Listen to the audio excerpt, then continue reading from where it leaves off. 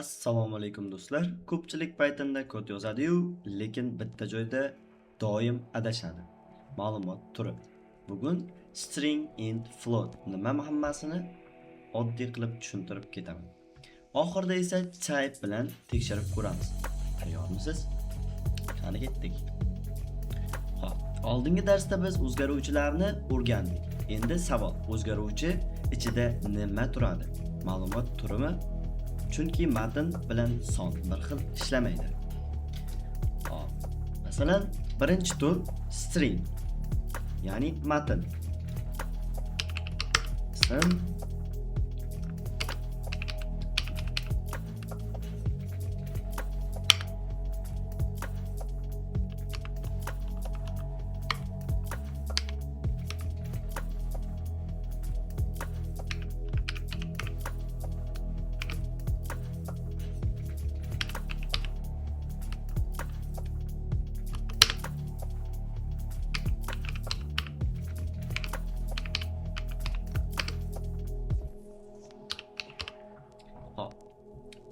bu string, ya'ni matn. Matn doim qo'sh tirnoq ichida bo'ladi. Yoki bittalik yoki ikkitalik qo'sh tirnoq ichida bo'ladi. Ism, shahar, gap hammasi string, ya'ni matn. Hop. Type bizga o'zgaruvchining turini ko'rsatadi. Type bizga o'zgaruvchining turini ko'rsatadi. Hozir bu yerda string chiqadi. Dalil, type esa string, ya'ni matn.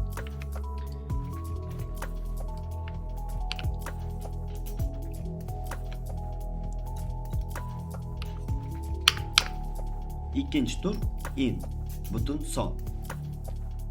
Butun son. Hop. 4 18. Print.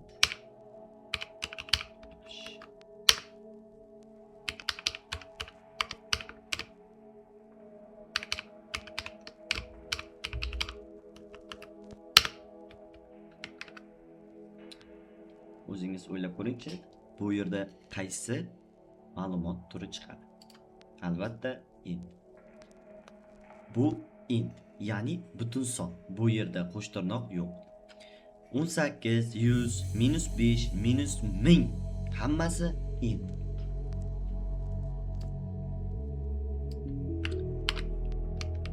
Hech qachon int va floatdan adashtirmang. Uchinchi ma'lumot turi bu float. Kasr son. Bu 75.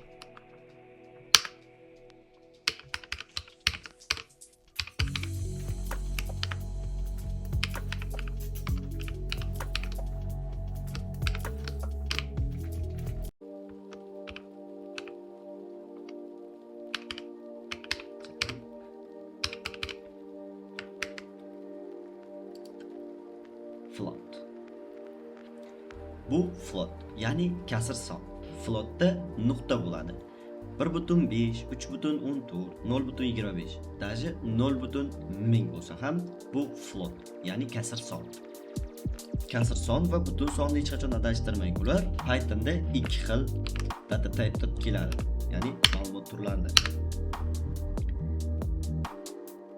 Endi eng ko'p adashadigan joyni ko'rsataman.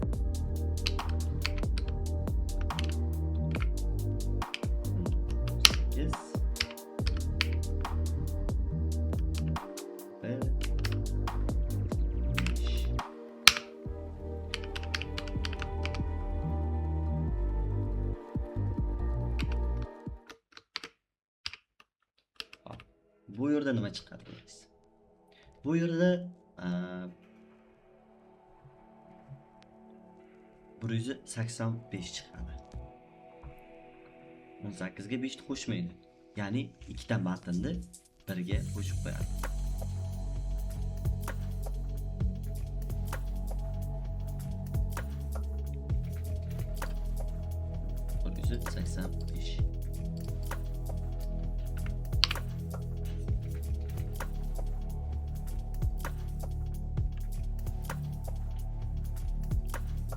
agar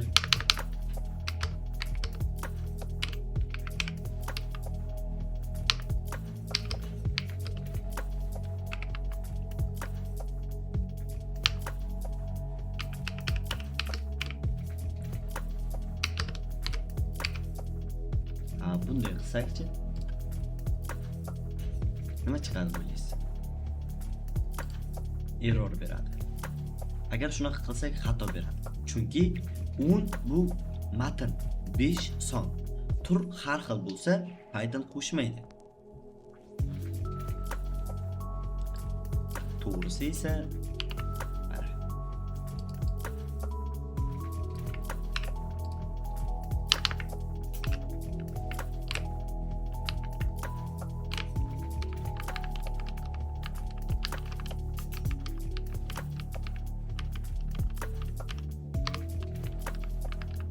Bu to'g'risi.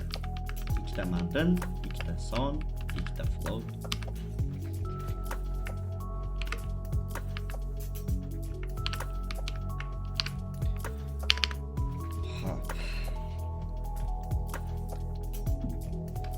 Type conversion oddiy qilib. Endi to'g'ri usullarni ko'rsataman.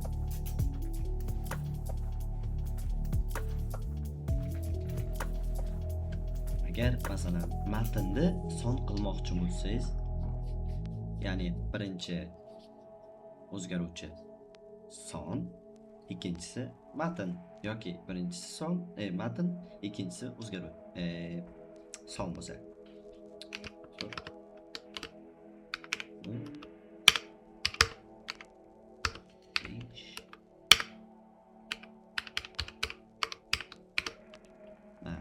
Ko'rayotgan bo'lsangiz, boyagi xatoyimizni qilyapmiz, lekin bunda to'g'ri variantni ko'rsatyapman.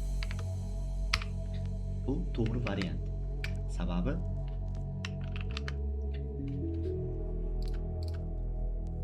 biz matnni songa aylantiryapmiz va 5 ga qo'shyapmiz.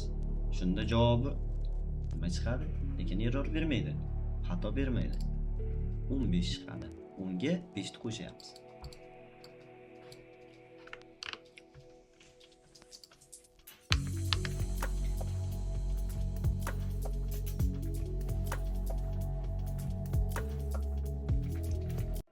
Endi sizga kichkina vazifa.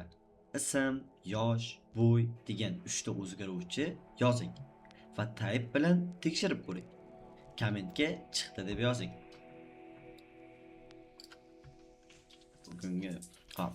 Bugun biz Pythondagi eng asosiy 3 ta data type'ni o'rgandik.